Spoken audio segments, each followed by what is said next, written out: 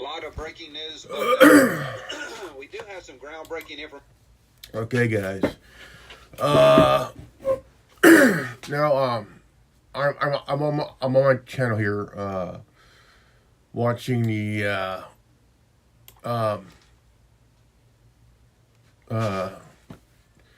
channel called Off-Grid Cooking News with Paul and Adrian here on YouTube, and now what's going on is that the Taliban declared war on Pakistan, and it's Pakistan is trying to invade Afghanistan from their end, and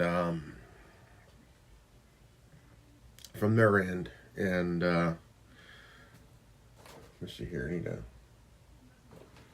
I need a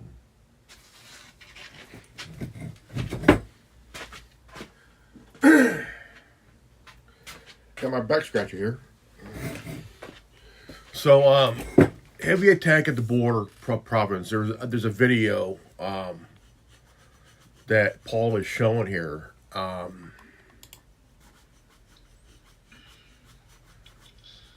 Hello, everybody. This is Paul from Off-Grid Desert Farming News with Paul and Adrian. This is December the 29th, 2024. I want to welcome you to our broadcast. I'm sorry I didn't do a broadcast yesterday. I was not feeling very good. So we're going to try to catch you up on all the news. A lot of things have been going on the last 24 hours. It does look like that there is a confrontation brewing now between the Taliban and Pakistan.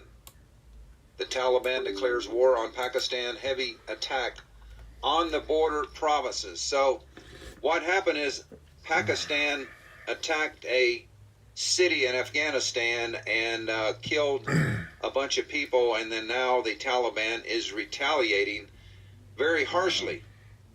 Pakistani army positions and command centers are being hit. And look at the equipment, folks. Look at all of the brand. What's Paul showing is Humvees, MRAPs, and choppers left behind by our military, and $83 billion worth of military equipment, and like some serious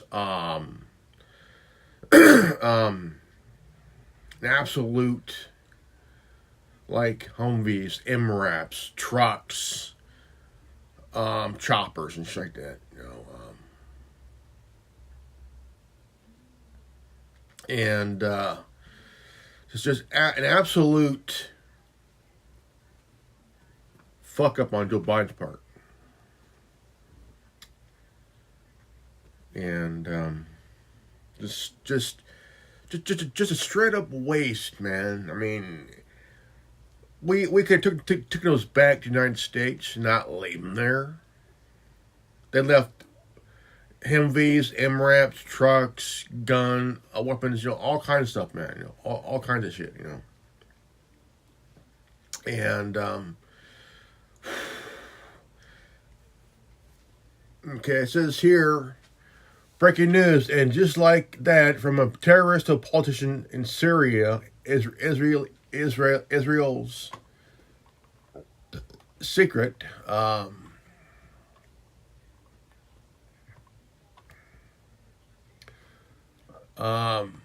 Yeah, just really. New Humvees and U.S. military equipment that the Biden administration left the Taliban when they evacuated with their tail between their legs 2 or 3 years ago. We left an estimated $80 billion worth of military equipment in Afghanistan. Yeah. And the Taliban took it over. Yeah. It's just... Thank you, Joe Biden. Yeah.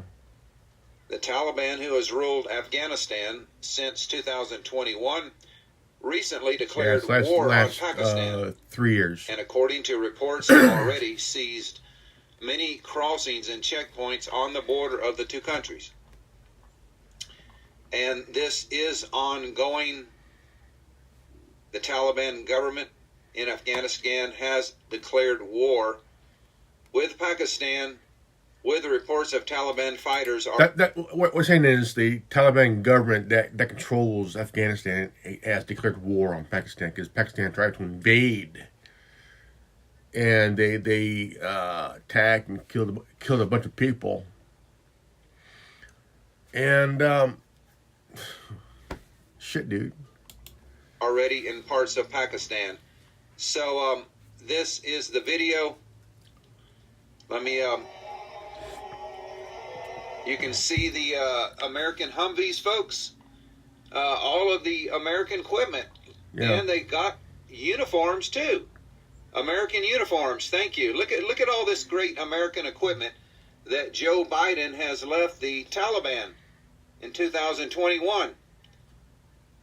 About 80 something billion dollars worth of equipment that we left. Between 80 and 83, 84 billion dollars worth of equipment. Planes, 2,000 Humvees, trucks, all kind of uniforms, guns. We equip their army to be a professional army. So, folks, you know, I do believe that everything is kind of planned out with this stuff going on. Let's keep on going. The Afghan Taliban movement announces that its forces targeted many points within Pakistan in response to the Pakistani airstrikes. The Taliban army is giving tough times to Pakistan. This is the response of Pakistan's misadventure in Afghanistan. Taliban freedom fighters are pushing the Pakistani army back. The Taliban opened fire from the border in Durand in the early hours of yesterday, while there was a corresponding response from the Pakistani army. Specifically, on the morning of December 28th, intense clashes broke out between the Taliban and Pakistani border forces along the Durand line, mainly in the area of Paktika and Khost provinces. According to the Taliban, 19 Pakistani soldiers were killed. Taliban forces, a total of 8 brigades, are carrying out a major mobilization on the border with Pakistan in order to take retaliatory action for the Pakistani Air Force airstrike on an Afghani city.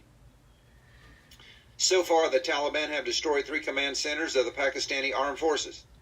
Now, the Taliban is what defeated the greatest military in the world, folks. We were in Afghanistan for 20 years. Nearly 20 years. We were guarding the poppy and opium fields. Here's what the military was really doing over there. Okay, they were guarding poppy crops, and you know what poppies are? They're plants. You know, same plants that was used back in the day during the time of the Old West. The Chinese had opium dens throughout the Wild West, and you could go in there and smoke the opium. And it was kind of like an Old West version of going psychedelic in a way. But in Afghanistan, Vietnam, poppies were used for heroin, making heroin. Not just opium, but heroin, you know.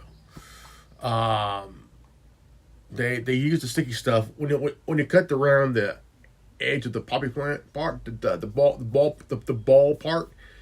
It comes out. It creates this white substance, natural substance from the plant, and can be used for opium or heroin, because that's what our military guarded was, the poppy plants, because CIA and their drug shit, and they wanted to continue the whole drug thing. You know, the whole war on drugs was bullshit. fuck you, Nixon. So the whole thing is, we went to Afghanistan for stupid fucking reasons and shit, you know. We guarded the military guarded poppy plants, poppy crop, and if you remember that NFL player that was killed, he was killed, and he was writing in his diary of what was going down in the middle, where they're at, what they're doing, and he was getting a little bit pissed off because why is military guarding poppy crops? Because the Taliban wanted to continue their heroin trade, you know. So it's just really fucking stupid, man. You know, the Vietnam War, the Vietnamese were growing poppy plant crops too, and it was also used for heroin as well, because a lot of the GIs over there, they're getting wasted. They're getting fucking high, dude. They're getting high, and when they left Vietnam, they hid their heroin shit in the caskets of their fellow GIs, you know, that died. Very shady, but it happens, you know. That's why most of the Vietnam vets are homeless, you know, at the time, and they're hooked on heroin, hooked on all kinds of shit, you know, and some of them died all homeless because nobody give a shit about them. Nobody gives a shit. You know, take him home. People will treat him like shit because they did not know what was going on over here at home, because they're over there fighting a war, you know, like that we started. You know, if you remember the Gulf of Tonkin incident, we started this shit. Kennedy was trying to get us out of the damn thing in Vietnam, but Johnson said, no, we're going to go stand there and do some dumb shit, and we did.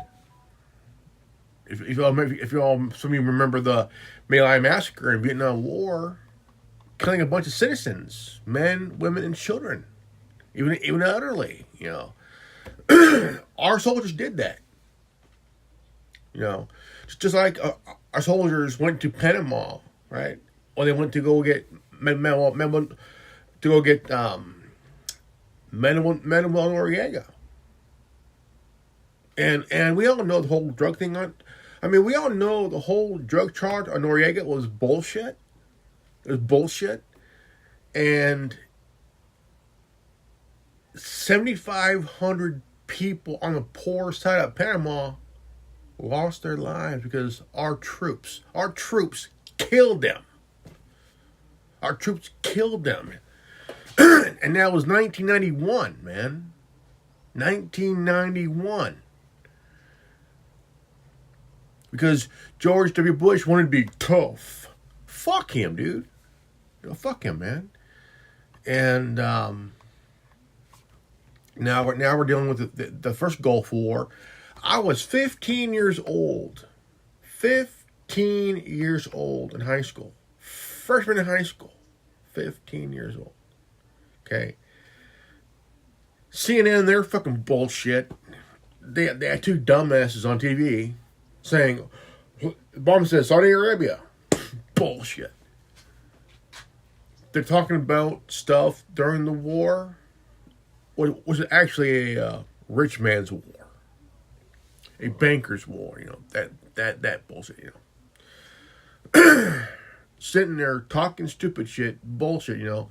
Then all of a sudden, an alarm went off. One of them put on a helmet like it was like... Other one had a gas mask and he did this.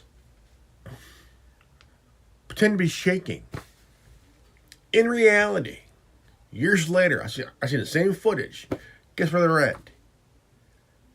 Atlanta, Georgia, in the parking lot of the CNN headquarters in 1991. Fuck those guys. Fake news for the last 30 plus fucking years, dude. You know, what the fuck, man? So, during that time, shit was happening in Panama. Yeah, Panama, because we gotta get Manuel Noriega charged him with drug trafficking, which is bullshit, you know. It's bullshit, you know. It's all bullshit. And he was caught. He was caught in a motel, and they planted everything on him. He was planted. Don't plan it on him, you know. So they caught him, blew up his plane, you know, and the whole thing was bullshit because Manuel Noriega stopped playing ball with us.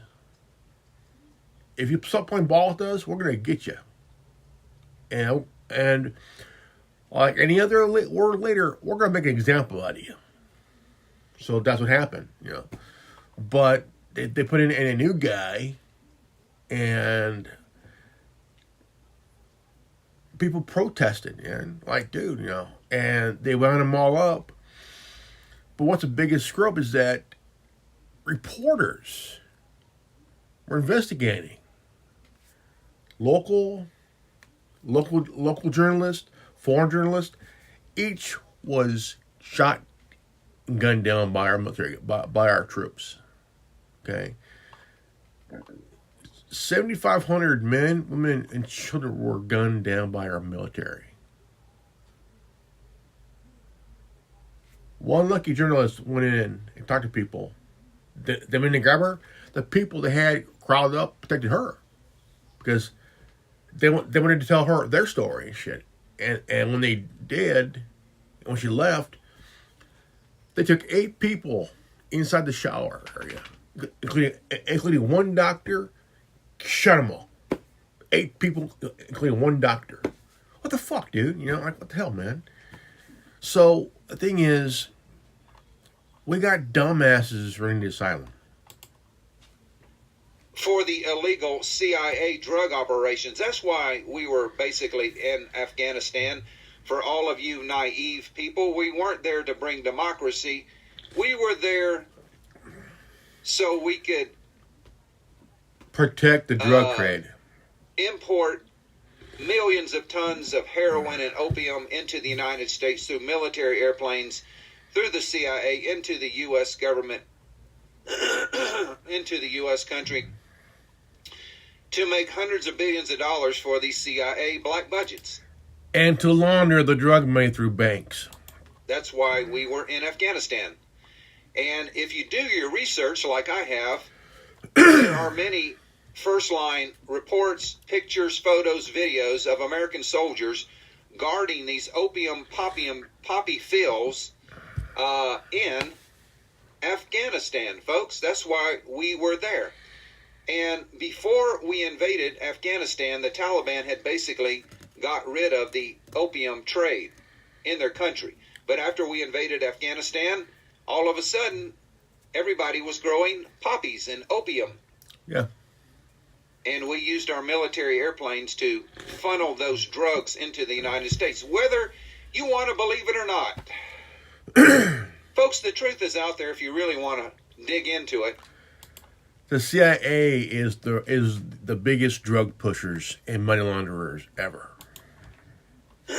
CIA is one of the biggest drug running operations in the entire world.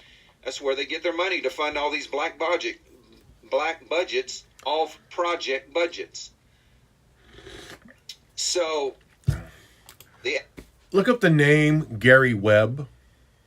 Gary Webb. He was investigating the whole Iran-Contra shit and the whole drug trade. He interviewed Freeway Ricky Ross. He was a big drug guy in the 80s, and he made billions in the drug trade. You know, billions, you know, and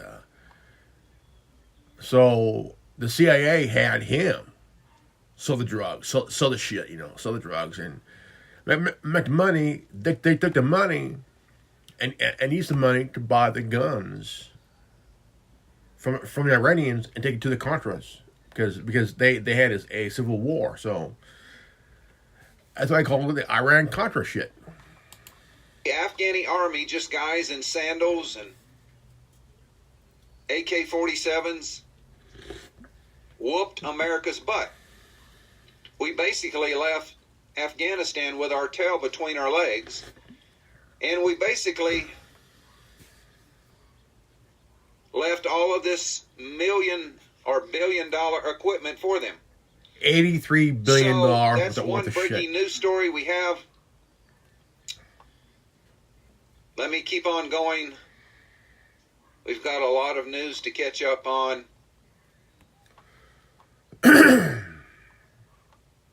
I'm just scrolling down here.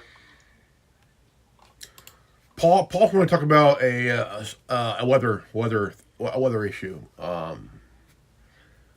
in eastern side of Oklahoma and Texas, where there's a tornado warning headed to Louisiana and Mississippi. So we're just going to go down the list. Everything is kind of mixed up today since we didn't do our broadcast yesterday. We're just going to go down our list here. Okay, it says here, enhanced risk of severe thunderstorms, tornadoes across lower Mississippi Valley. Risk of severe thunderstorms, tornadoes across the lower Mississippi Valley. Now, a lot of you guys that live in that area are going to be experiencing a lot of major storms from the Northwest Storm Prediction Center in Norman, Oklahoma. An active severe weather day is expected Saturday into Saturday night, with severe storms likely from East Texas across the lower Mississippi Valley into parts of the Tennessee Valley. Large hail, damaging winds, and tornadoes are likely, potentially, including a few strong EF2 tornadoes. East Texas, lower Mississippi Valley to Tennessee Valley, a southern stream shortwave trough is likely to overspread the southern plains eastward to the Ozark mid-south Saturday into Saturday night, with a notable and concerning strengthening of winds aloft into late Saturday afternoon and Saturday night. This is highlighted by global guidance conditions of increasingly strong 50-kilometer west-southwesterly winds in the area. So if you live in those areas, East Texas, lower Mississippi Valley to the Tennessee area, please be aware of this weather with strengthening deep layer shear forcing. Because it's kind of odd in a way, because we had hurricanes go through, Hurricane Milton went through the middle of Florida. We had Hurricane Harleen that went through parts of Virginia, Asheville, North Carolina, again. Virginia, Asheville, North Carolina, parts of Florida, Georgia, Tennessee,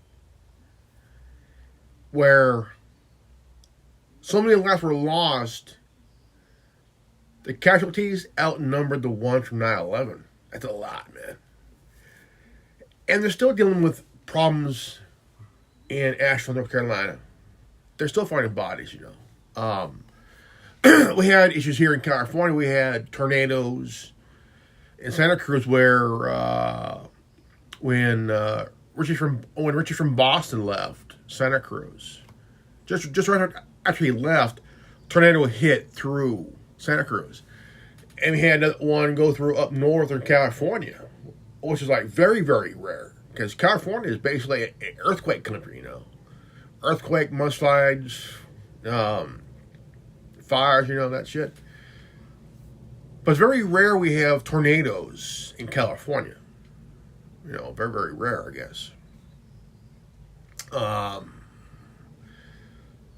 But there was a storm bomb that hit Northern California from San Francisco up to Redding, from Redding up through Oregon to Washington, and there was a good section That was definitely hit hard, man, you know. Accent through the day. It appears that all severe weather modes and hazards will regionally occur, including semi-discrete supercells, linearly organized Boeing segments. This includes the potential for large hail, mostly within the initial development during the day, as well as damaging winds and tornadoes. So, folks, all I can tell you is that severe weather is going to be happening in that area. Let's keep on going. We just reported on that one. We also have breaking news that the destructive waves out on the west coast in Santa Cruz are still happening. These 20, 30, 40-foot waves that destroyed the pier in Santa Cruz are... Santa Cruz Beach Boardwalk, man, it was very famous, man. And it was the Southern California version of the Fisherman's Wharf in San Francisco. It got hit hard, man. You know, Mother Nature old car, man. You know, like just trashed the boardwalk, dude, and it like a good portion floated in the water with a couple people on it, man. It was like, dude, are still occurring. Now, this is what was left of the pier after one of these rogue waves took it out. 150 feet of this historic pier in Santa Cruz. 150 feet, man. Holy shit. Too many locals. It feels like Santa Cruz picturesque coast is being battered like never before.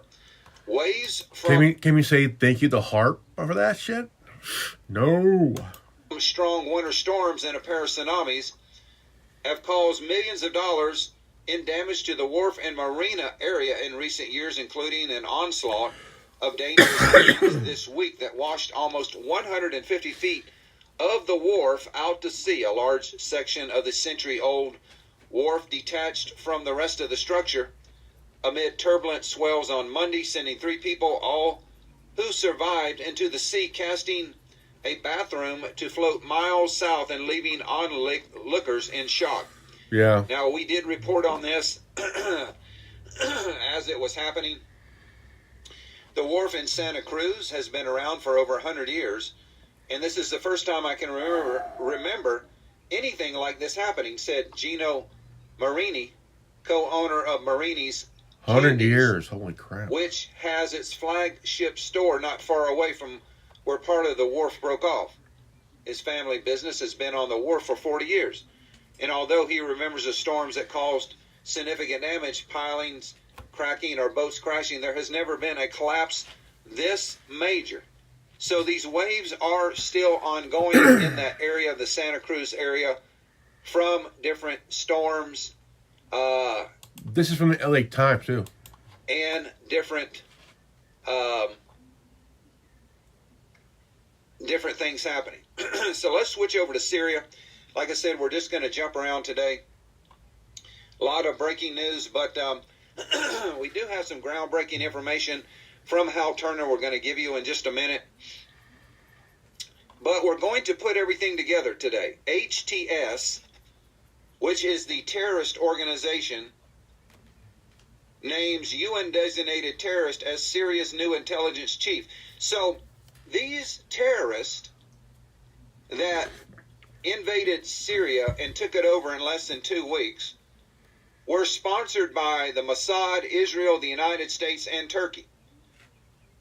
They finally overthrew the Assad government with these former Al-Qaeda, former ISIS, former Al-Nusra, former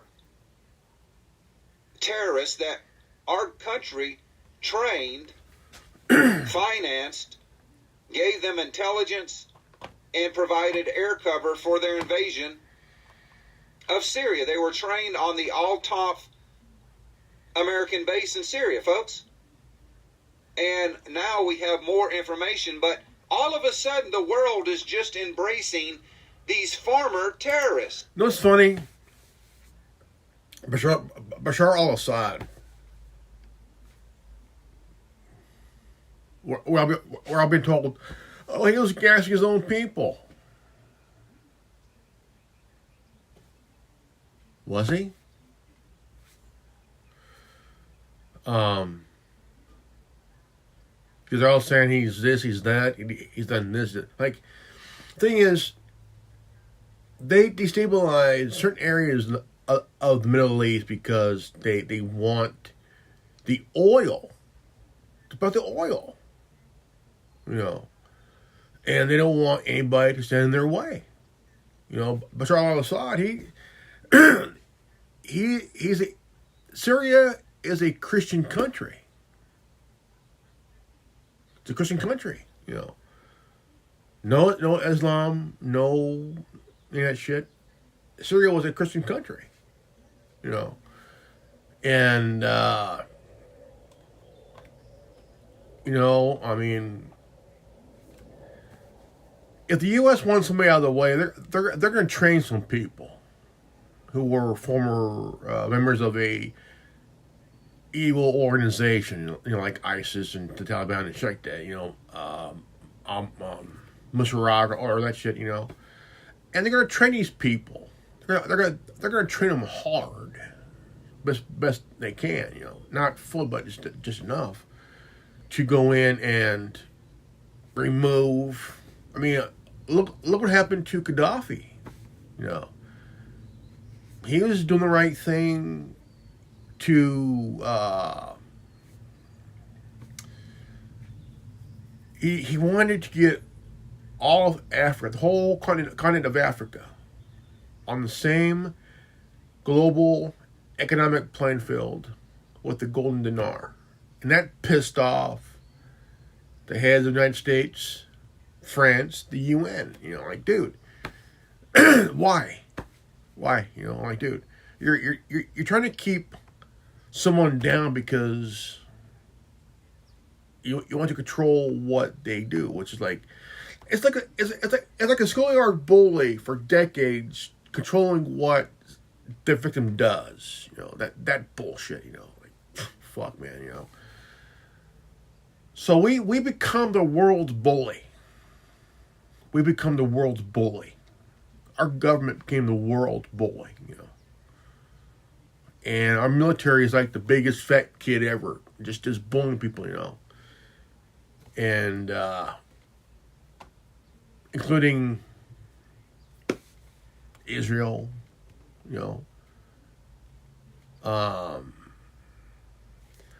It's just that, why go after Syria, man? I mean, what has Bashar al-Assad done? We haven't heard anything about him in years, except for the bullshit the media twists and shit, because they're getting paid to twist shit, They're getting paid to be fake news. They're getting paid to misinform people, those cocksuckers and shit, And HTS names a UN designated terrorist as Syria's new intelligence chief. They're doing a regime change. Tulsi Gabbard, during her run as president, she mentioned of what our government has done.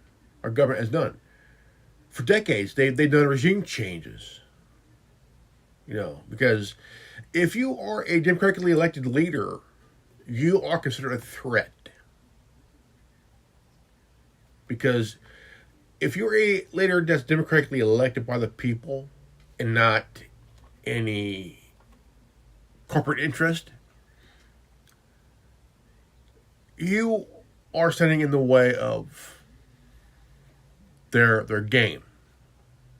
Their game. Their shit,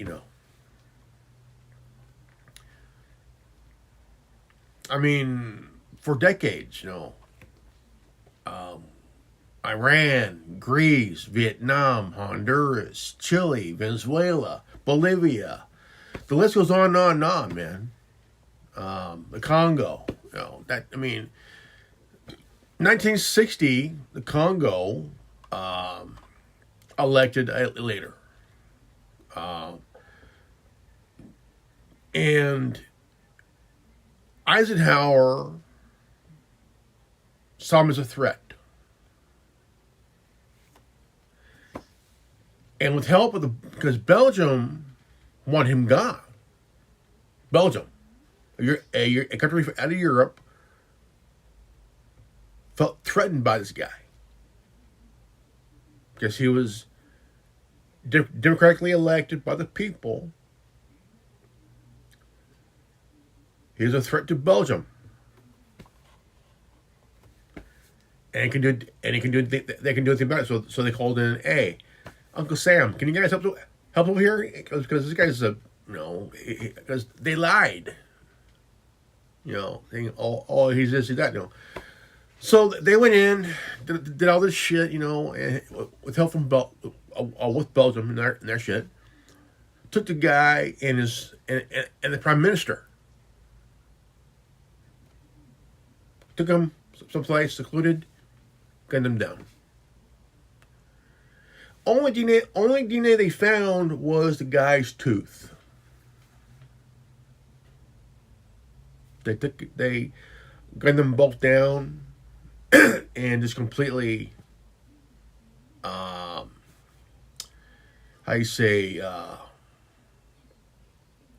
they were turned to ash. Their bodies were burnt to ash. And only DNA they found was a tooth. A tooth. They tested. It was his tooth. The body was cremated. Both bodies were cremated. And that was 64 years ago. 65 years ago. And it was almost 64 years ago. And it's I mean, we've done some evil shit. Our government have done some evil shit over the years. Evil shit over the years. And not one apology, not one anything. Not one anything,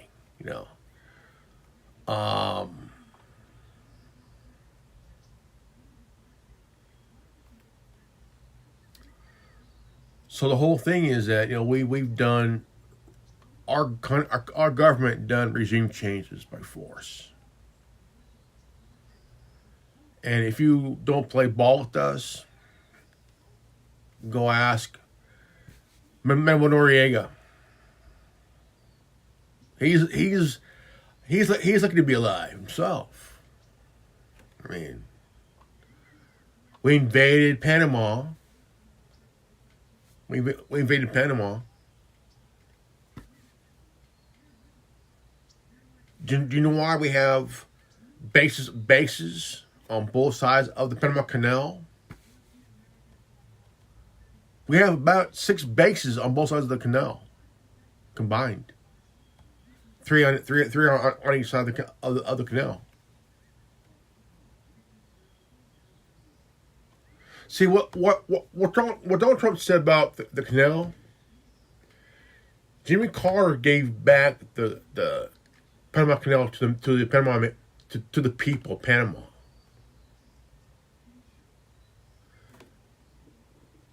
Reagan said, "We bought it, we own it." No, we stole that canal. We didn't buy it, we stole it. After it was done, we stole the canal. We controlled it until Carter said, "Here, we're giving it back to you. This is yours.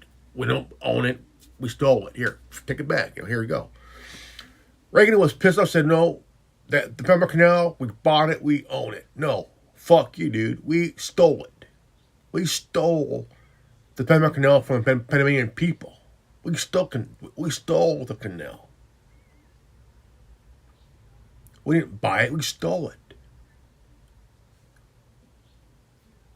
And then here we got bases on both sides of the canal in Panama. You're like,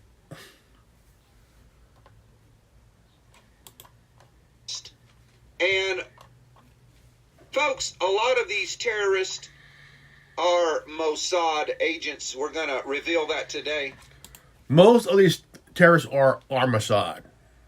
Cocksuckers.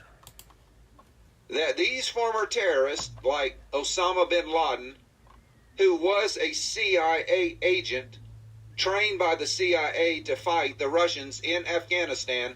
Not agent, operative, man. He was an agent. Operative. And most of these terrorists are groups. They were created by the U.S. CIA, British MI6, Israeli Mossad, Turkish Special Forces.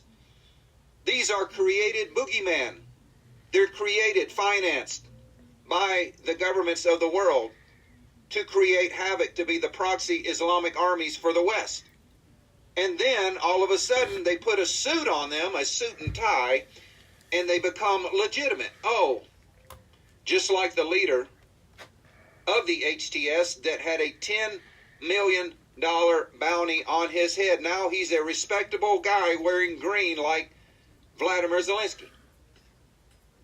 On Thursday, Syria's de facto authorities appointed former al-Qaeda commander and Nusra Front co-founder Anas Hassan Kitab as the head of the country's General Intelligence Agency. Kitab, also known as Abu Ahmed Hudu, was blacklisted as a terrorist by the UN Security Council in September 2014 for his close association with Al-Qaeda. So all of these guys, folks, they're either former Al-Qaeda, former Al-Nusra Front, or former ISIS, which was created by the U.S. CIA, the Israeli Mossad, the British MI6, and Turkish Special Forces. These guys are our guys. They're our guys, folks. These people work for us in Israel. They didn't like Assad because Assad would not do what they wanted. So that's when they're trying to say, well, Assad gassed his own people. Bullshit. It's all hearsay. It's all bullshit told to the media to pass this along. You know, it's all scripted. It's all a psyop and shit to go after Assad because he wouldn't play ball. Fuck that shit. The guy didn't do anything. Syria is a Christian country, by the way. You know. And it's all bullshit, man, honestly. But they're going to do what they're going to do to remove somebody who stands in their way because they will not bend the knee. You've been lied to for the last 30 or 40 years. All of these terrorist groups were created, funded by our CIA and all of these other state actors, whether you want to believe it or not. So they made him the head of security in Syria.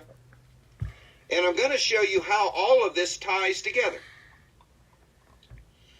According to the terror listing for several years, he was involved in the financing, planning, facilitating, and preparing or perpetuating acts or activities in conjunction with, under the name, on behalf of, in support of, or otherwise supporting the acts or activities of Al-Nusra Front. This Al-Qaeda offshoot was rebranded as Tahrir al-Sham. So here's how it started. The I forget how you pronounce that. Mujahideen in Afghanistan. Mujahideen. The Islamic army that we created to fight Russia. And Osama bin Laden was the head of that, the Mujahideen. That was the first irradiation of Al-Qaeda. And then we also created the Taliban to fight. So the Al-Qaeda in Afghanistan became the Taliban to fight the Russians. Yeah. Al-Qaeda morphed into ISIS and Al-Nusra. They just keep changing their names, folks. It's like a company that's been rebranded multiple times. Same assholes, different names. So ISIS, Al Qaeda, Al Nusra, and the last incarnation, the Hayat Tahrir al Sham, or HTS. That's what it's called today, but it's basically. What about Boko Haram? You know, Boko Haram. The same group of guys, Al Qaeda, ISIS. They're all the same. They're all created and financed and trained by the U.S. government, Israeli Mossad, MI6. And now you put a suit on them, and now they're respectable. There's a guy here. There's a gentleman in here, Storm Bear. He's in the chat log here. Yes, true. CIA creates terrorist organizations with its allies, UK and EU, Turkey, Israel, Turkey. We have evil people running our countries. They are now easily exposed with the internet and iPhones.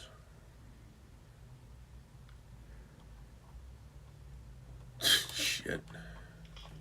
They're respectable diplomats when they are agents of our intelligence service. So let's go ahead and talk about this a minute.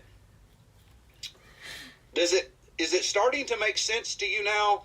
Al-Jilani, the head of the HTS, or former Al-Qaeda, or former ISIS, or former Al-Nusra, he was head of, or one of the key figures, is Jewish.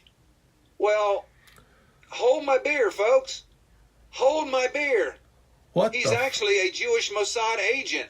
Doesn't it make sense now that the head of Al-Nusra, former Al-Qaeda, and now the head of HTS, the latest iteration of these terror organizations? Watch. There's going to be somebody who has ties to Bashar al-Assad is going to end up capping this guy's ass for revenge for what they did to Bashar al-Assad. And this guy's going to be the first one to get capped, you know.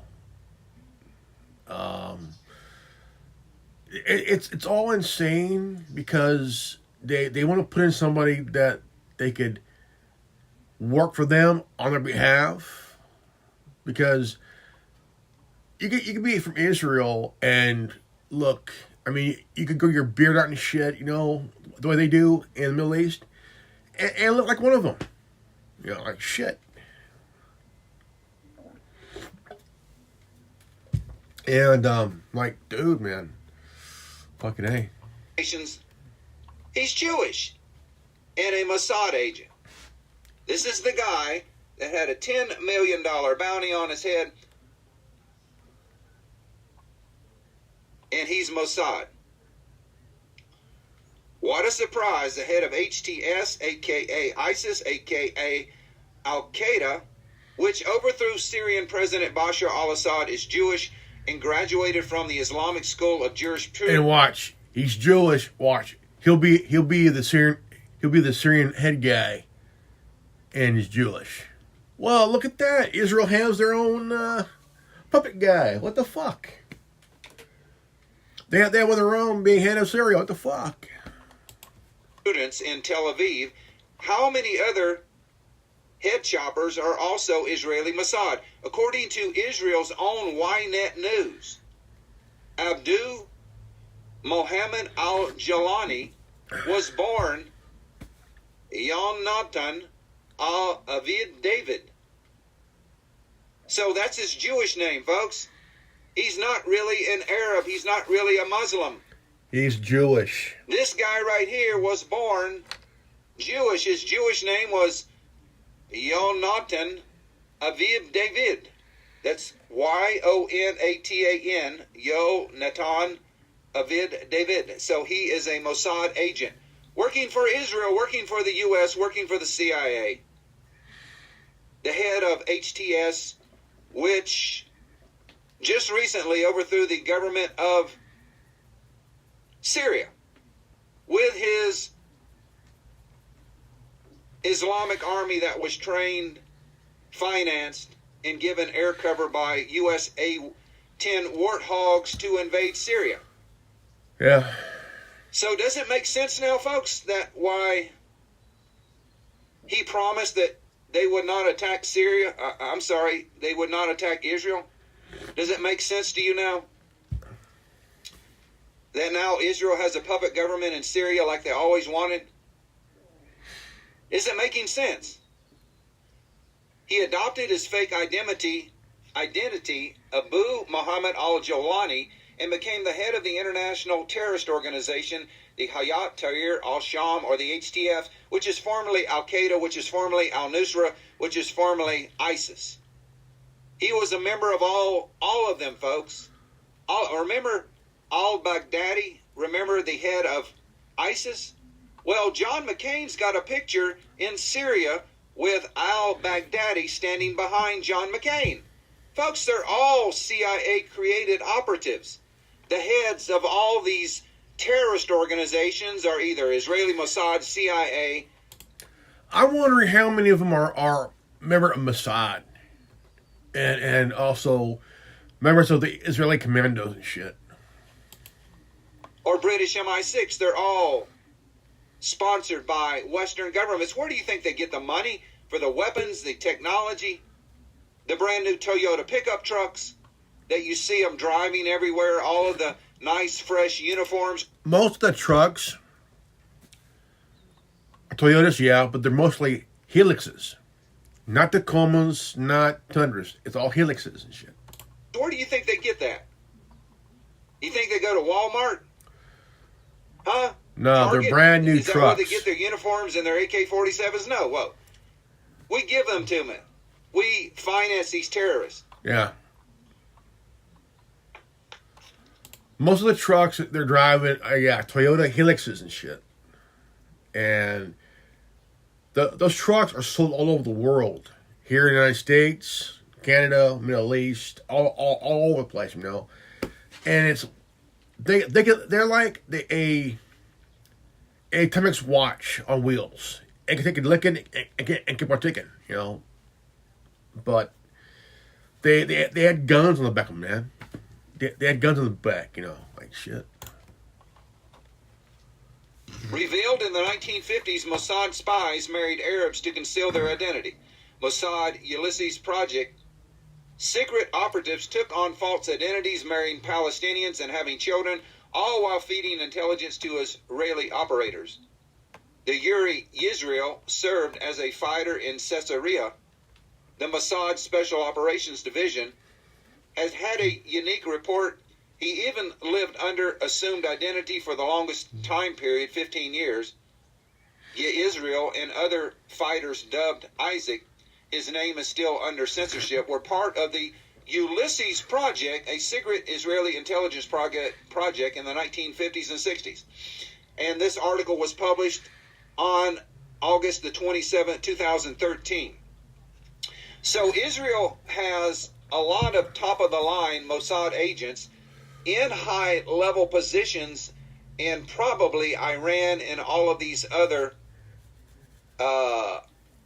Muslim countries. That the leaders and the top officials in a lot of these countries like Iran and Iraq, they're basically Mossad agents. This has been going on for like over 50 years. Long fucking time, man. That this guy you're looking at, according to this report, is Jewish. He is not Muslim, folks. He was not born a Muslim. He was born a Jew. His Jewish name is Yonatan, Yonatan, Avid David. David But or David. he is the new leader of Syria, and he's been photographed and shown with the green shirt that Vladimir Zelensky wears. So, folks, it's all a plan, isn't it? It's all a plan. And It's all planned. It just doesn't happen. It's always planned. All I can tell you is that things are not as they seem. You think you know something, and then the real truth comes out. So let's keep on going. We got a lot of news here. Slovakia to cut Ukraine's power supply after Zelensky gas flow threats. Wait.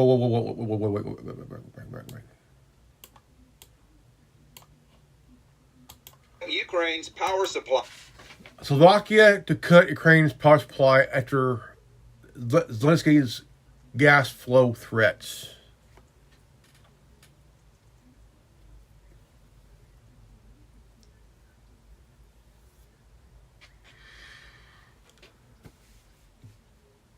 Slovakia to cut Ukraine's power supply after Zelensky's gas flow threat. This guy was a comedian and became president of Ukraine, was given all this fucking money. Okay? His wife bought a Bugatti. You don't see in Ukraine very much often. Very rare. $4.5 million for a goddamn Bugatti. Right? A Bugatti. $4.5 million. Oh, wondering where the bitch got the money from. Why? After Zelensky gas flow threats. After 13 separate large-scale missile and drone strikes on Ukraine's energy infrastructure this year alone, the country is facing 50 to 70% grid-down scenario just as temperatures are about to drop well below freezing. Rolling blackouts are expected for many months to come, while some energy experts saying that the grid could be down for up to 20 hours per day in many areas. Power outages are specifically detrimental to industrial production, heating for homes, and clean running water. After 3 years of Russian strikes, Ukraine has become increasingly reliant on the energy resources from outside the country. Slovakia is one of the nations providing that humanitarian aid. In January to November this year, Slovakia exported 2.4 million megawatts of electricity, a 152 year on the increase. They also provided about 5% of Ukraine's total diesel supply. So Slovakia is going to cut off Ukraine, folks. After Zelensky, I'm wondering what would happen if once the power's cut off, and Zelensky's like, "Hey, where's my power at? No, I can't play my PlayStation. I can't watch my porno. I can't do this. I can't watch my wife bang her hand against the wall because all the money she wasted on her that damn Bugatti, that fucking cunt." No wonder, dude. Your wife's a fucking bitch because she wasted money that Biden gave her, fucking stupid ass. Yeah. Hey. Yeah. Are you on Facebook? Huh? Are you on Facebook and Messenger? No. You sitting down? Yeah. Chris passed away. Who? Christopher. Tree loot?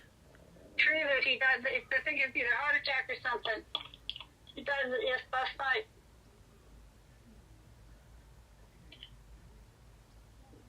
Them doing an autopsy on him. Okay. So I thought he'd call it. Yeah, we was going to the doctors and Mo called it and told us about it. But Lisa had to put it on Messenger and Facebook. You don't do that. No. Okay, well, I'll All right. I'll talk guys later. What? I'll talk guys later when you get here. Okay, hon. Bye.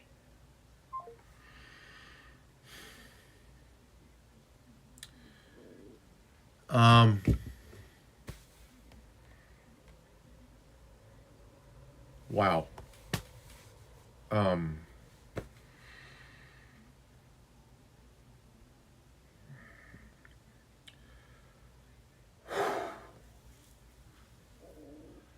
Um,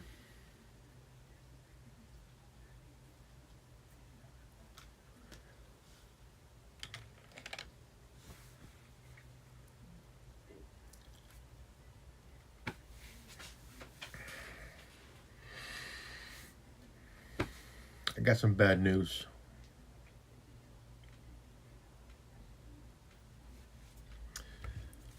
My mom just called me.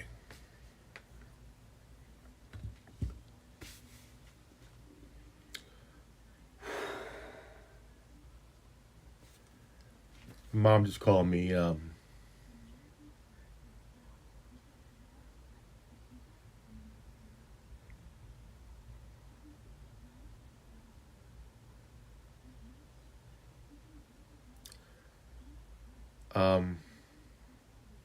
my cousin just died.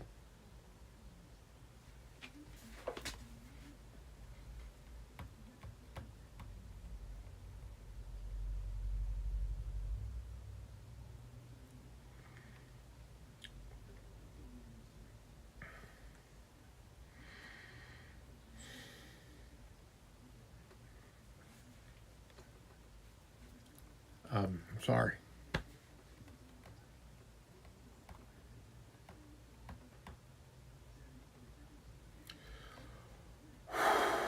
This is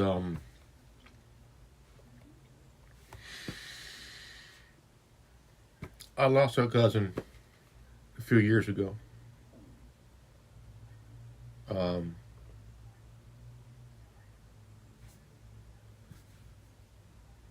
a cousin that just died. He has a son himself.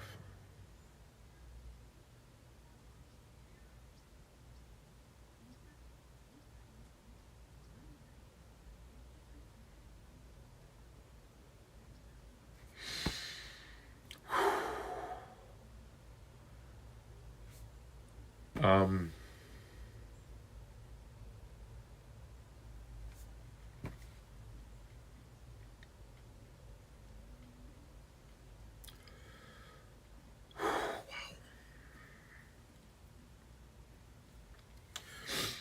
yeah, man. This is crazy, man. This is just crazy.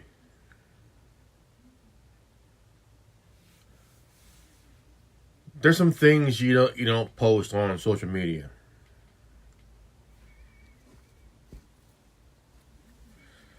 There's things you don't post on social media.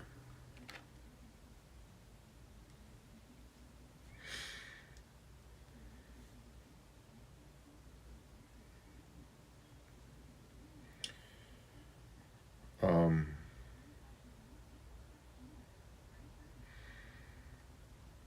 um,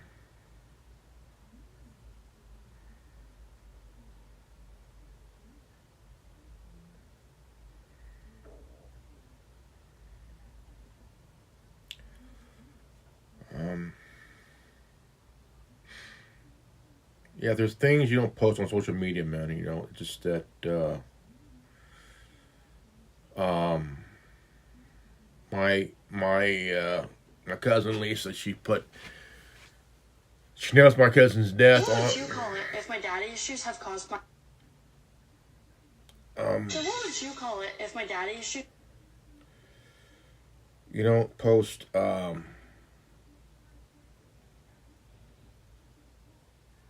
There's things you don't post on social media, and um,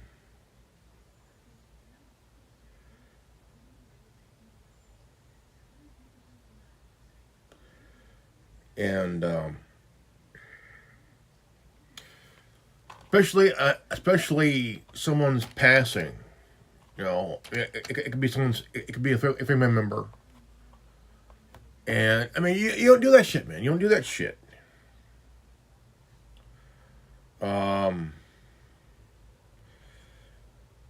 I mean, I haven't been on Facebook at all. Just that I'm rarely on Facebook. Very, very, rarely on Facebook, man. I'm like, dude, you don't post that shit, man.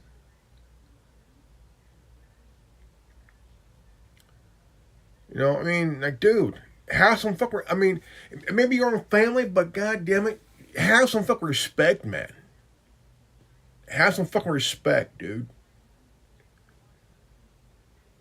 You know, have some fucking respect, man. You know, shit, dude. You know. Okay, where were we? Threatened to cut off the gas flows to Europe. So things are not hunky-dory in Ukraine right now. 72 hours until Russia gas shipments to Europe cease. So Russia, in about 2 days, is going to cut off, I guess Ukraine's going to cut it off. Ukraine's going to cut off the gas supplies to Europe to basically blackmail Europe into giving them more money and weapons. If that happens, if that happens, I'll tell you what. Zelensky is going to be a target. And what's going to happen is that if he does that shit, that's putting a target on his ass. That's putting a target on his dumb ass, because the thing is, Europe relies on that oil flow.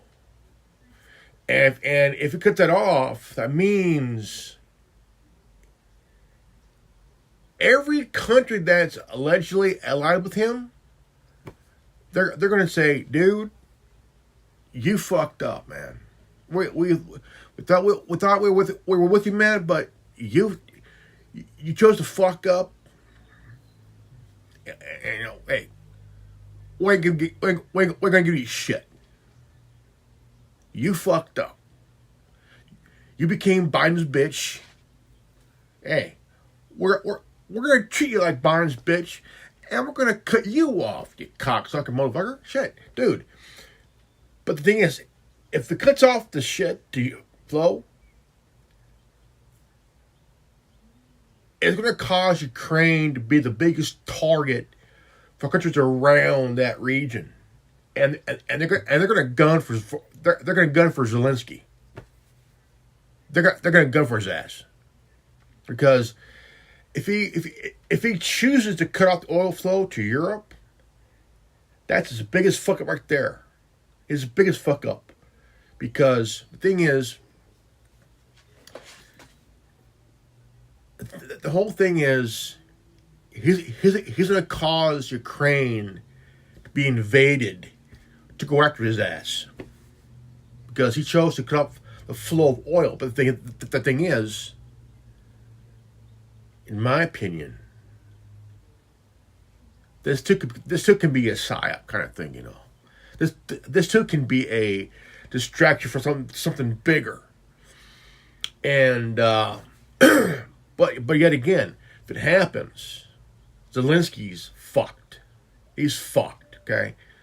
Because here's a guy who went from being a comedian to becoming a president of Ukraine, and now to Biden's bitch. If he cuts off the oil flow to Europe, it'll be his ass.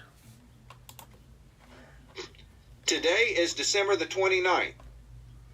There are now less than 72 hours remaining for the natural gas supplies through Ukraine into Europe. Ukraine is halting the transit of Russian gas as of January the 1st. With the coldest month, January and February, just ahead, Ukraine's decision to halt natural gas from Russia transiting through their country, European governments find themselves held hostage by the Ukraine.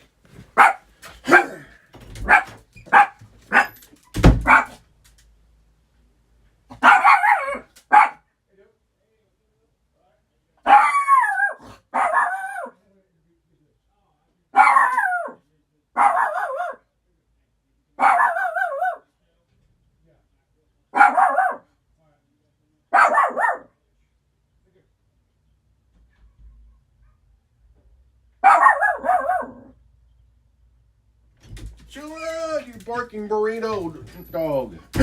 Okay. That was the bug guy. That was the bug guy. He comes over about once a month and he does the job here. So sorry about the guys. So Ukrainians. Ukraine wants and needs more military aid, weapons, and cash money to continue its futile effort to fight Russia on the battlefield. European governments are now tapped out of weaponry and cash, having given everything they can and then some to Ukraine for the past 3 years. The Ukrainians aren't interested as they demand more, or else the natural gas transit to Europe through Ukraine stops on January the 1st. So this is Lizzie. She's the one that's barking. Just in case. She's the one that's barking. This is Lizzie. This is Lizzie girl. Oh.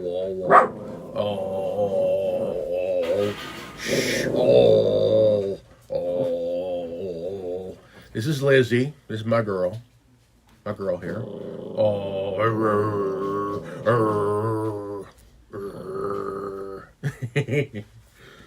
Oh, you're fine. You're good. You're good. You're all right. You're all right. You're all right. This is Lizzie. She's Chihuahua Dachshund mix. She's a Chiweenie in a hoodie. Huh.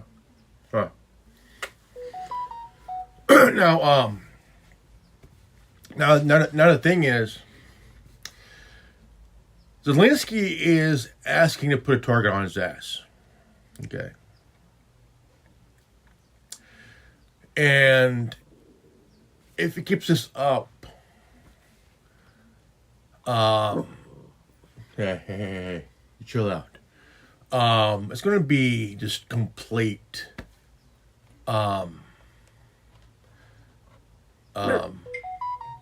it'd be like if the pipeline thing, what happened to that one pipeline in Germany, because Germany was getting that pipeline through Russia and shit, man, and they blew up that pipeline. And hey, shh.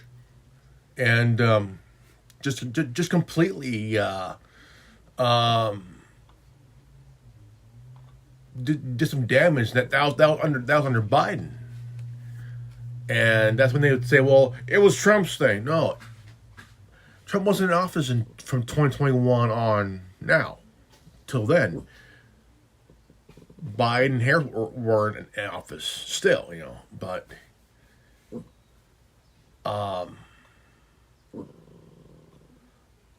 then again, Zelensky is like more money, more weapons.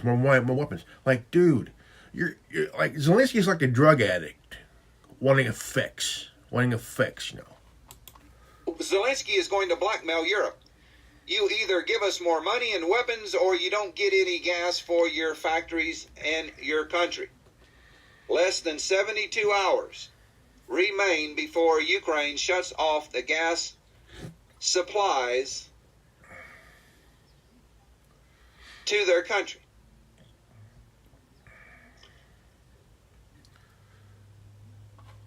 Dude needs to watch his ass. Zelensky needs to watch his ass, because the thing is, somebody's going to end up putting a cap in his ass, because the oil flow goes all over Europe, because, Russia's also one of the big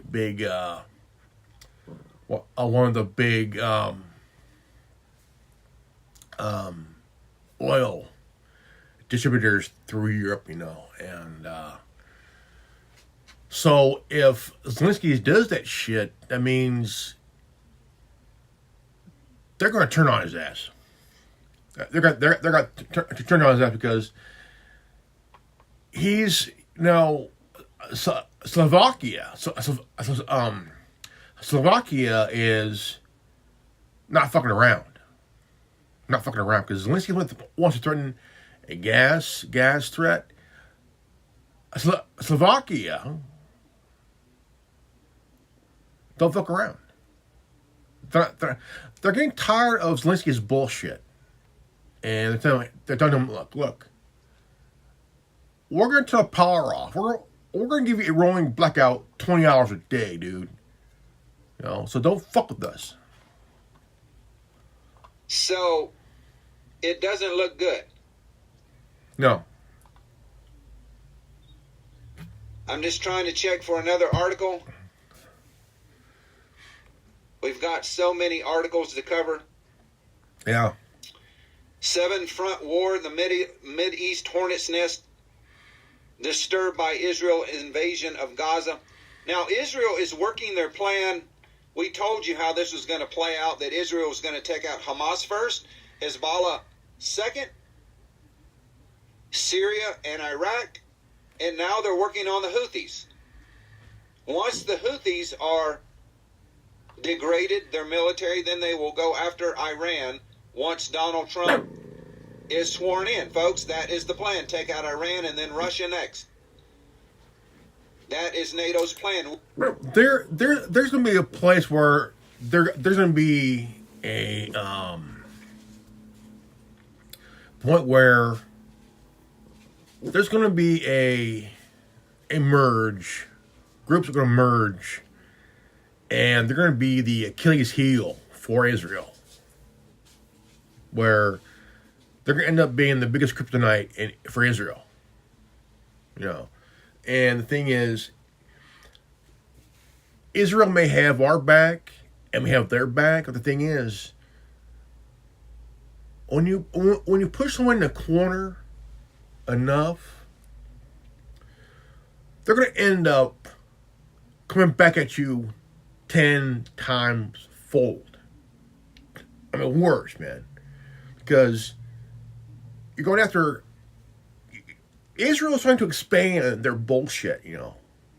They're trying to expand their shit throughout the Middle East. You know, Iran, Iraq. Dude, the thing is, Iraq and Iran combined is bigger than Israel, man. You know, and when you push somebody far enough, they're gonna end up capping your ass, and in a very insane way, because you're trying to push someone into a corner, you know, and it's not good, man. It ain't good, because the thing is, if you're gonna push an issue, like you want to expand, you want to expand to, say, through Palestine, through Iraq, through Iran, and other places, those very countries are going to get together and end up wanting to kick your ass, because you want to be this big bully in the Middle East. Like, dude, we're going to take your region. We're going to take your region by force, in a very, very diabolical way. We revealed this plan over a year ago in at least 3 broadcasts. We told you NATO's plan, how they were going to dismantle Russia's NATO.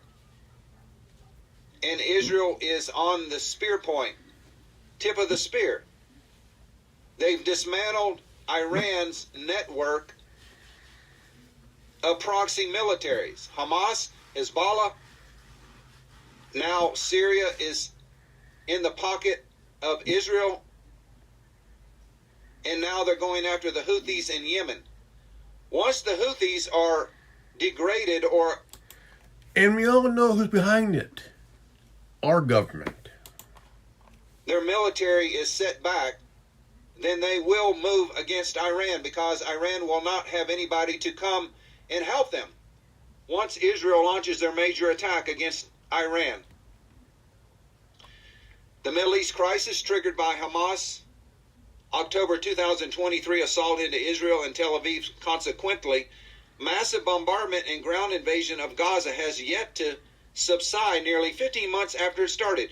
Regional analysts have spoken of a 7 war front between Israel and its adversaries. And we just explained that to you. Over 85,000 tons of American bombs. They say Israeli bombs, but those bombs were manufactured in America. Over 80. We've given $8 billion to Israel. We gave 8.6 to Ukraine. We gave 8 billion to Taiwan, and 135 million to Lebanon. What the fuck, dude? 5,000 tons of American bombs were dropped on the Gaza Strip, more than the combined tonnage of munitions dropped on Dresden, Hamburg, and London during World War II.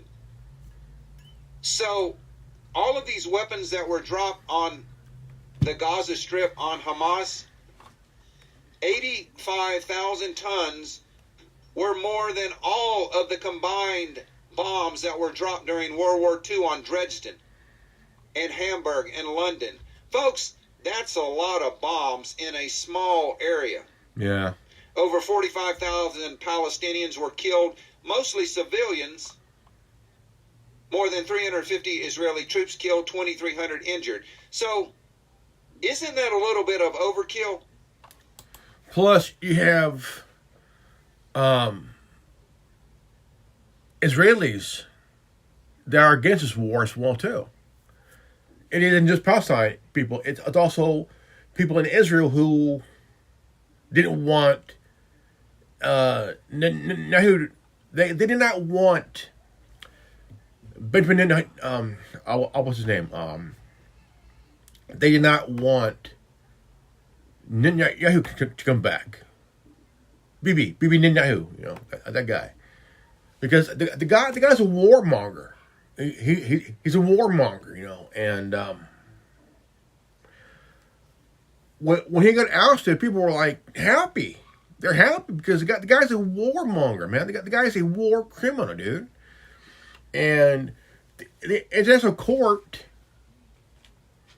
had an arrest warrant for him and the founder of Hamas.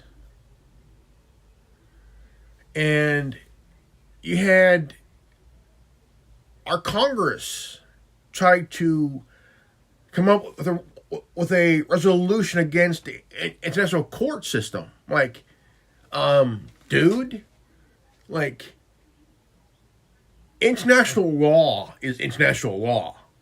Okay? You cannot overrule international law because Benjamin Netanyahu is a war criminal. So is the founder of Hamas. Both have an arrest warrant for them. And the United States is trying to block that. Well, the thing is, Netanyahu is a war criminal. So is George W. Bush. Okay? And so is Obama. He's a war criminal, So is Henry Kissinger, but he's dead now. So, we got war criminals in our government. We have war criminals in our government. Colin Powell's a war criminal.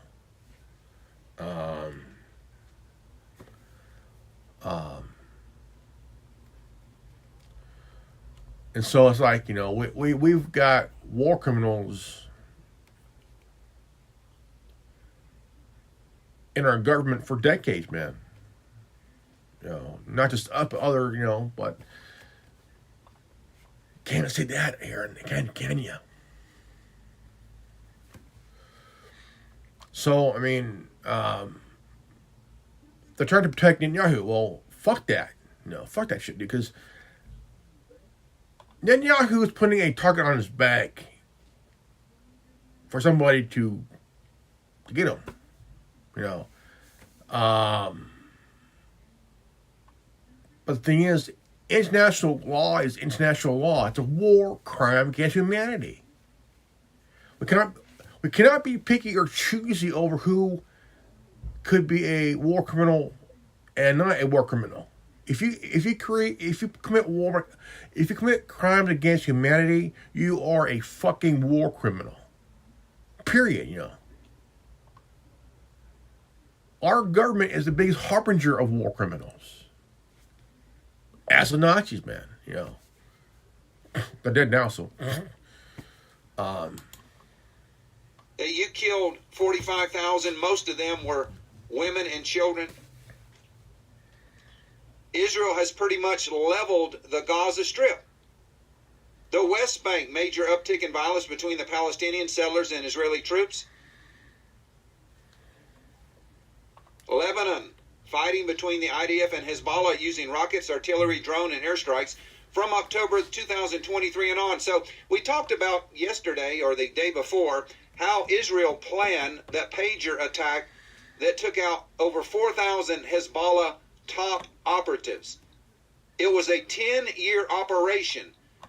The Israeli Mossad formed shell companies and integrated into the supply chain to get the Hezbollah leadership to buy these pagers and walkie-talkies that later exploded by their head, by their waist, killing a lot of them, maiming and injuring, blinding, blowing their heads off, blowing huge holes in their side.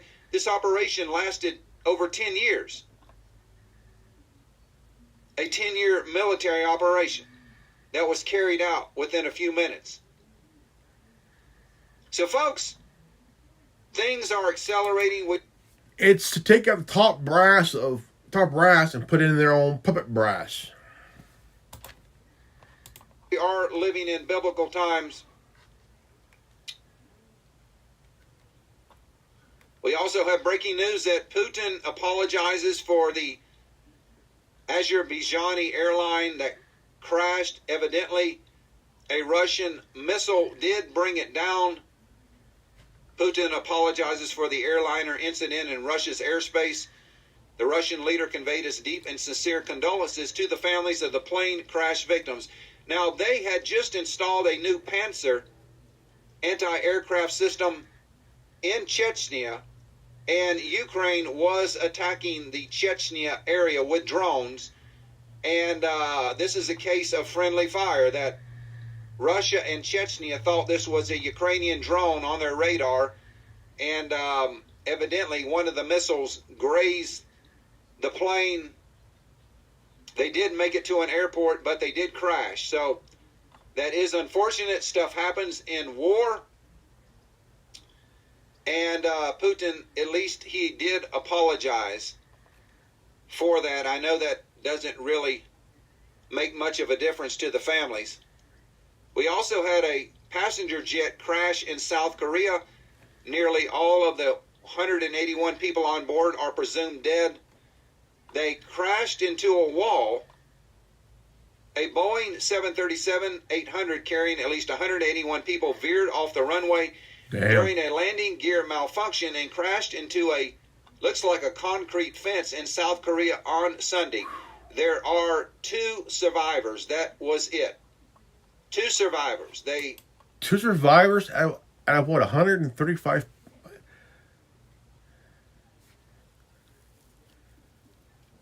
135. Whoa, shit. Have recovered 96 victims from the crash site so far. Oh. I'm not going to play you the crash, but the plane looked okay till it hit the brick wall, folks. It was doing fine. It was coming in on a belly landing, but once it hit that brick wall, it burst into flames. And unfortunately, a lot of people lost their lives.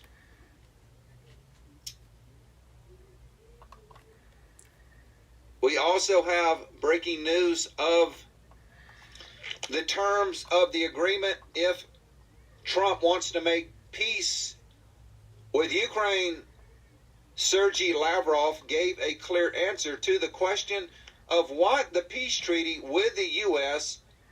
on Ukraine would be like. Sergei Lavrov gave a comprehensive explanation of what a peace treaty with the United States on Ukraine would be like.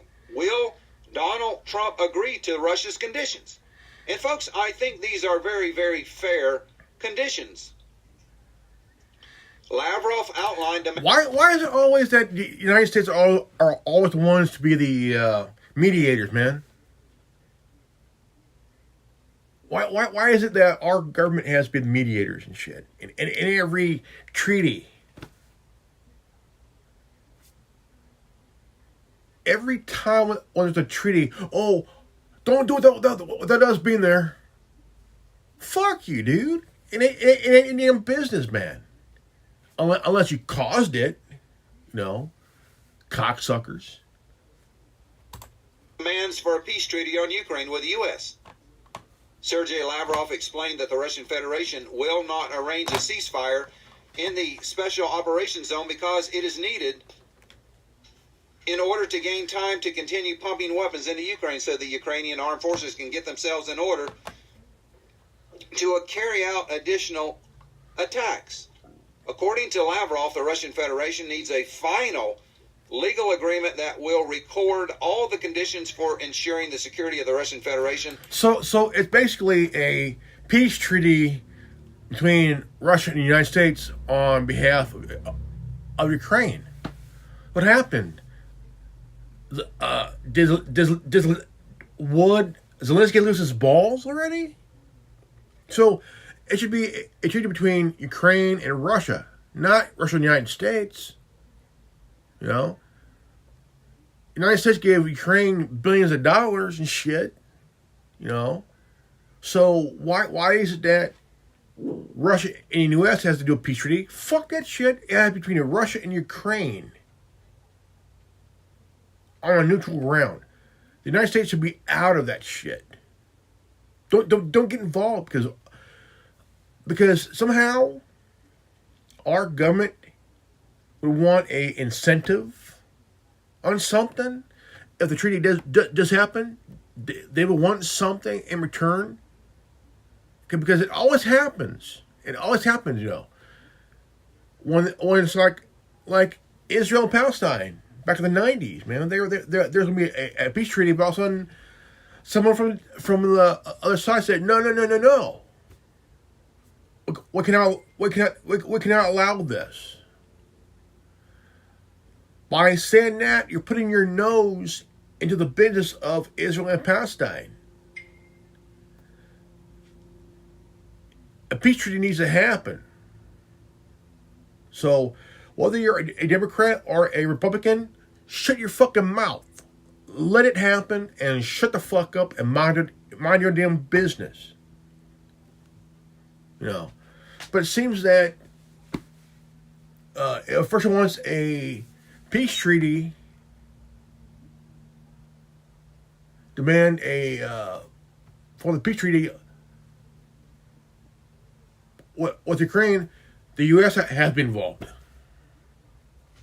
Also, if Russia wants a peace treaty, since the U.S. was giving Ukraine billions of dollars, tanks and planes and shit, and weapons. Oh, really? Okay. Well, that's kind of stupid because they're giving Zelensky billions of dollars, where his wife, the first cunt of Ukraine, buys a Mando'Ade for $4.5 million. Really? And you see dumbasses in nightclubs in Ukraine just partying like it's 1999 because the Biden administration gave them nearly $1 trillion. Nearly a trillion dollars. Nearly a trillion. Like,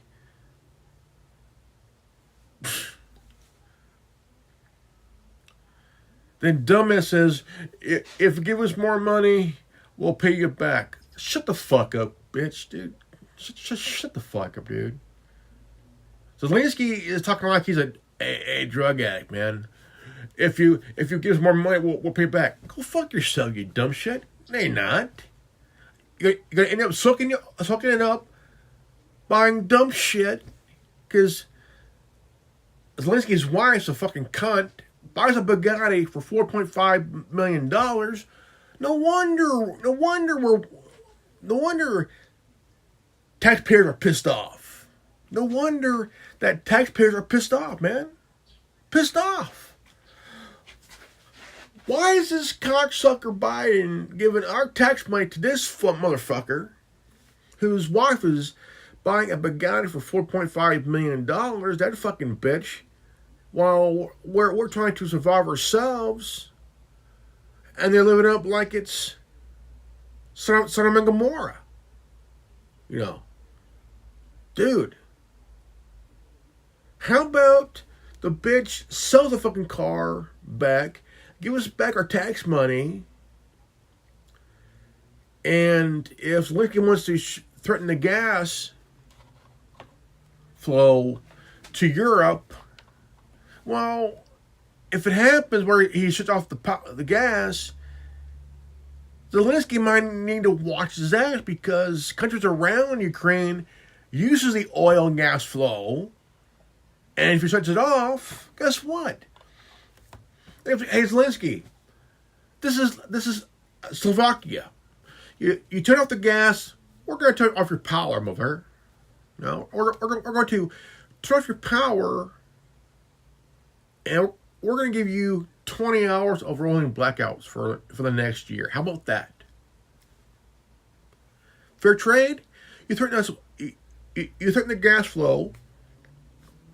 We're going to hit you with the rolling blackout for 20 hours a day for a full year, right? So we're doing this so you could think about if you fuck with the gas, we're gonna fuck with your power. How about that? You know. Plus, if you shut off the gas and oil flow, just remember, you asshole. There's countries around you, you son of a bitch, that could easily come at you hard with sanctions, and we wouldn't give a fuck if the U.S. puts it on us because you're Biden's little bitch. The security interests of our neighbors, as well as the impossibility of violating these agreements. These agreements must be first and foremost address the root causes of the Ukrainian crisis, the main ones being the following: violation of all obligations not to advance NATO to the east, and the aggressive absorption by the alliance of the entire geopolitical space up to the borders of the Russian Federation. And that's what we have done the last 30 years, folks. We've converted all of these former Russian Warsaw Pact countries into NATO countries. Sweden and Finland was the last. Number two, the absolutely racist action of the Kiev regime, which has legislatively enshrined the actions to exterminate everything Russian language, media, culture, and even the use of the Russian language in everyday life. And number three, ban on the canonical Ukrainian Orthodox Church. So, folks, just in we're about an hour. Just in this, we're about an hour and 30 minutes in. The victor determines the peace, not the loser. And unless Trump is willing to give Russia what it wants, Russia's just going to continue to take more territory in Ukraine. So, we have one more story, and then we're going to end today's broadcast. The main locations of these identified drone sightings in the United States. Since mid-November, multiple drone sightings have been reported in the East Coast, states of New Jersey, New York, Maryland, and Florida. Multiple unidentified drones have been spotted flying over residential neighborhoods, restricted areas, and critical infrastructure. Paul, dude, a little heads up, Sweden was never in the Warsaw Pact, man. In several regions in the recent weeks. Drones have been observed in at least 6 states: New Jersey, New York, Connecticut, Pennsylvania, Virginia, and Ohio. Most of these drones have been over sensitive military sites. Dude, you're also forgetting there's some sites in Delaware and New Hampshire, as well as my state, California. They have also been reported near military airfields in the UK and Germany, many of them used by the U.S. Air Force. Dude, yeah. So, these are the states: Connecticut, Massachusetts, Pennsylvania, New York, New Jersey, Virginia, Wright-Patterson Air Force Base. Folks, these are, they're either being flown by the U.S. government, setting up a false flag attack to be blamed either on Russia. Didn't you just forget that there's some sightings in New Hampshire as well as Delaware, in California too? I mean, not just on the eastern seaboard, but also in California, and in Delaware and New Hampshire, Or China, or they are from Russia and China, and they're flying over our military bases, but I don't see why we wouldn't shoot them down if they were from another country. That's what doesn't make sense. Why wouldn't we shoot these drones down if they were Russian or Chinese? Why would we let them continue to fly over our... Here's my question.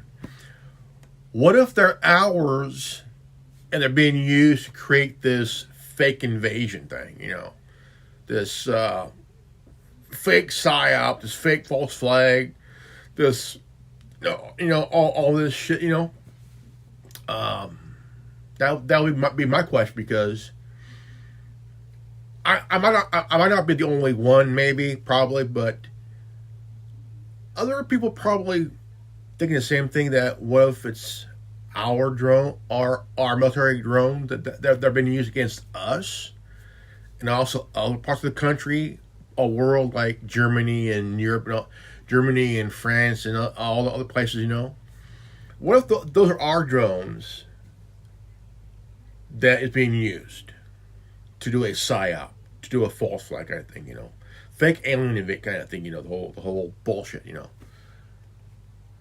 Destruction, folks, destructions. sensitive military sites and collect information. Yeah. You have to ask yourself that question. So, all I can tell you is that the world is in a mess. The world is in a mess, folks. Yes, we are in a mess. We are in a mess caused by our government and their allies. Now the thing is, again, what if the drones are our military drones running by AI, being used to create this chaos? This whole fucking chaos and shit, And, I mean, we all know what they're popping to, But Paul's forgetting there's drone sightings in New Hampshire, in Delaware, in California, and other places too, but not just the eastern part of the United States. There was in Europe, popped up in the UK. To our military installations across the pond, and but the thing is, with all this shit that's happening, it was a month, and was it the 18th was a full month, so 19, 20, 21, 22, a month and 6 days, 7 days? Was it a month and 7 days ago?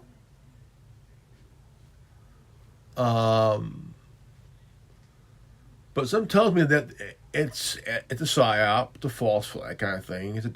It's a huge fucking distraction, man. It's just really at a point that I just think it's our military's drone. Our military drone, controlled by AI, for this big ass psyop kind of thing, kind of a false flag kind of thing over the eastern part of the United States, Europe, the UK, you name it, the whole fucking thing, And I think it's fucking nuts, man. Just absolutely fucking nuts, dude. So, and